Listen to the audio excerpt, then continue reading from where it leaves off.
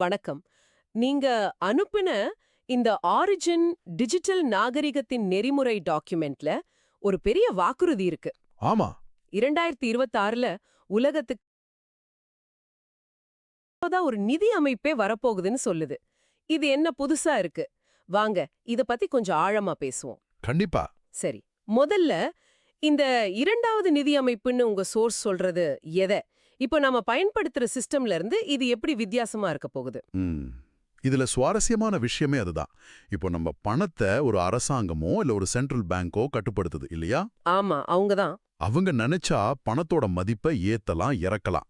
ஆனா உங்க சோர்ஸ் சொல்ற இந்த சிஸ்டம் அப்படிப்பட்ட மனித முடிவுகளுக்கு இடமே கொடுக்காது. ஓ, அப்போ எல்லாம் கணினி விதிகள் படி, அதாவது கோடு படிதான் நடக்கும். அதுதான் இங்க ஒரு பெரிய புரட்சினே சொல்லலாம். இதை யாரு முடக்கவோ நிறுத்தவோ முடியாது.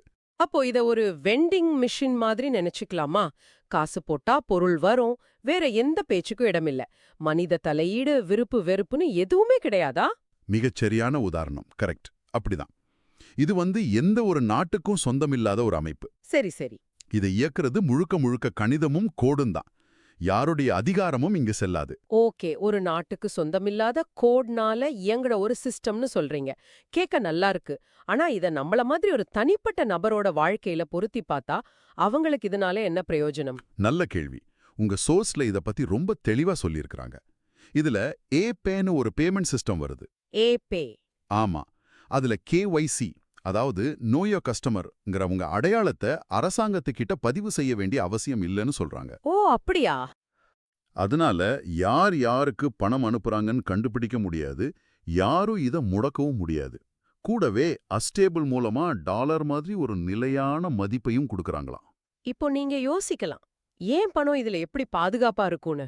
உங்க சோர்ஸ் அதுக்கு வெளிப்படையான கையிருப்புகள், அதாவது டிரான்ஸ்பரண்ட் ரிசர்வ்ஸ் பத்தி பேசுது. அது என்னன்னு கொஞ்சம் சொல்லுங்க.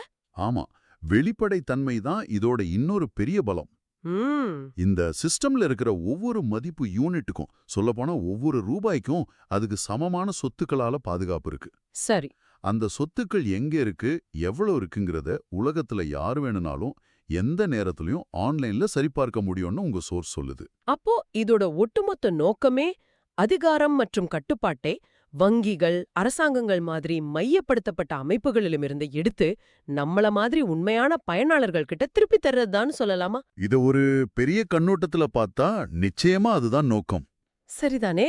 ஆமா, இது வெறும் ஒரு கிரிப்டோ நெறிமுறையா இல்லாம நிஜ உலகத்துல பணத்தையும் சொத்துக்களையும் பரிமாற்றம் செய்யற ஒரு உலகளாவிய நிதி உள்கட்டமைப்பா மாறணும்னு பாக்குறாங்க. ம்.